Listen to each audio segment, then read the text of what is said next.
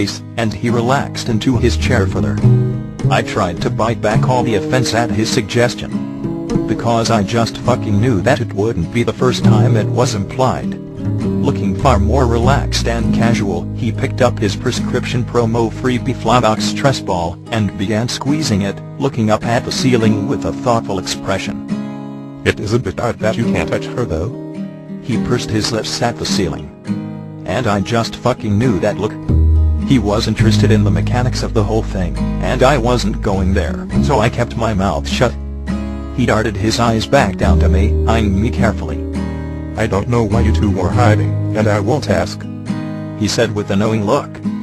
And I almost fucking smirked at him, because of course he wouldn't ask me, because then I'd ask him. He continued eyeing me carefully. It was Thanksgiving, wasn't it? He asked with a small smile. I furrowed my brows wondering what he was drawing his conclusion from, and then realized that it was the first night I had slept. And he fucking noticed my change in mood.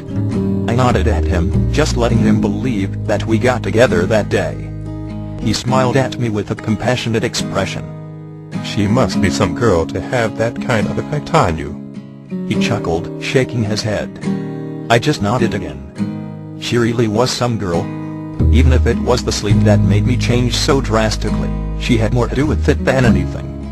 He looked up at the ceiling again as I relaxed further in my seat, spreading my feet out in front of me and slumping further into it to get more comfortable.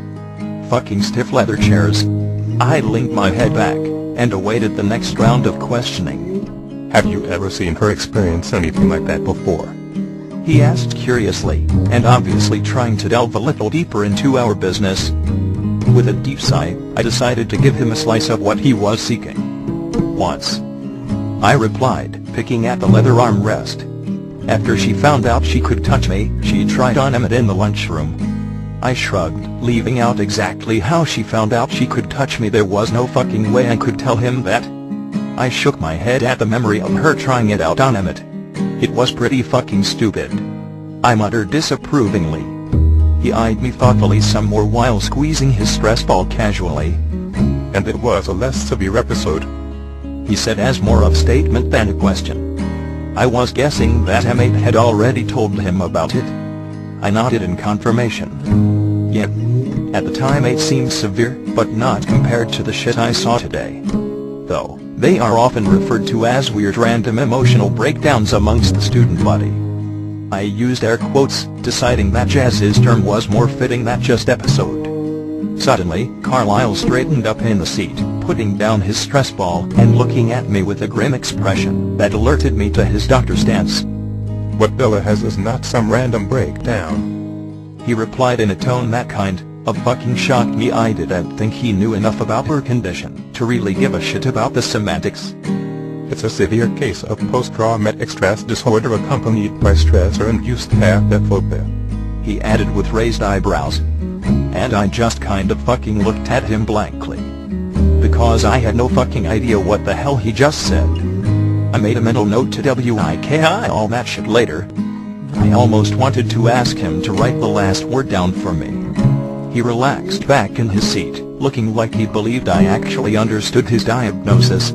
And what happened today was so much more. He shook his head seriously. I rolled my fucking eyes at him, because I knew it was, as his face grew impossibly graver. What happened today was a dash of that, a pinch of hysteria, and a heaping spoonful of brief psychotic disorder. I shot straight up in my chair as my vision turned red at his massively fucking offensive suggestion. She's not fucking psychotic. I spat at him. He let out a deep breath. I'm not saying she's psychotic, Edward. He shook his head. But she described her episode to as me on the way home. He continued somberly as I narrowed my eyes at him, still not fucking satisfied he wasn't calling my girl psychotic. She lost touch with reality. It's just textbook. I glared at him while I gripped the armrest. Bella doesn't fit some fucking textbook. She's not some goddamn science experiment. She's a living and breathing person with feelings. I glowered angrily. He raised his eyebrows at me further. Did she tell you she thought Forks was a figment of her imagination? He asked knowingly. I slowly furrowed my brows and shook my head. She never actually told me the whole fucking story. And I didn't give a shit. She believed her delusion more than reality. He shrugged, like it was just a fucking fact that she was psychotic because of it. I glared at him further, as he put his hands in the air defensively. I'm just trying to make sure you grasp the severity of her case as all. I snorted. I know her better than you think. I replied cockily. He was acting like I treated her like a regular girl or some shit. I relaxed back in my seat a bit, wondering what Daddy C would say if I told him just how fucking similar I was to the psychotic basket case next door. Maybe I could touch other people, but I had nightmares where I lost touch with reality too. I was wondering if he'd be so fucking quick to make the conclusion then. So I've seen. He muttered under his breath. Then he grimaced. And please try to control your language, especially around Esme and Bella. He pleaded. I rolled my eyes and nodded. I felt compelled to remind him of the car door opening gesture. I wasn't a complete fucking Neanderthal, or anything. That little event in gym today was rather impressive, he said in an oddly appreciative voice. I quirked an eyebrow at him, wondering why he was still making such a big fucking deal out of it. He glanced at me apologetically. It's just that brief psychotic episodes commonly affect patients for days, sometimes even weeks, he explained, as he looked at me incredulously. And I kind of fucking gaped at him, not wanting to consider it a psychotic anything, yet still cringing at the thought of my girl having to deal with something so fucking violent for weeks. He chuckled at my shock. Yes, you see now. If you hadn't helped her, she'd be fully sedated in a hospital at this very moment, he replied, sounding rather smug about the whole thing. I pursed my lips and furrowed my brows thoughtfully. I was happy as hell that I brought her out of it, but was also trying to match up our similarities. I was wondering if she hadn't come on Thanksgiving, if I would have ended up sedated in a hospital too. Because really, I just had no fucking clue. Carlisle leaned back in his chair, taking off his glasses, and rubbing his eyes. There are some things you must know about Bella before you go any further with this, Edward. He sighed, placing his glasses on the desk. Like he could say something that would just send me fucking running from the city limits. I scoffed at him and waved a hand for him to continue, resuming my comfortable position as I slumped in the seat, and spread my feet out casually. He cleared his throat and leaned over the desk, reassuming his doctor stance and still looking fucking grim.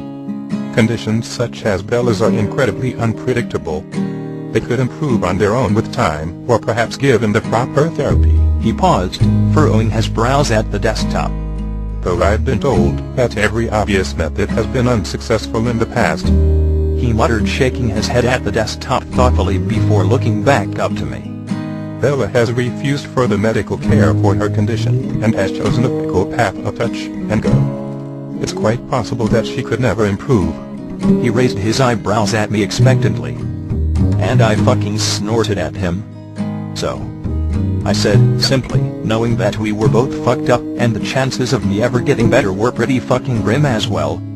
He sighed with a nod at my dismissal of his warning, leaning back into his seat, and doing the annoying scrutinizing thing again. I continued picking at the armrest, while he pursed his lips at me. Do you talk to her about it? He asked in a quiet, suggestive voice. I clenched my teeth and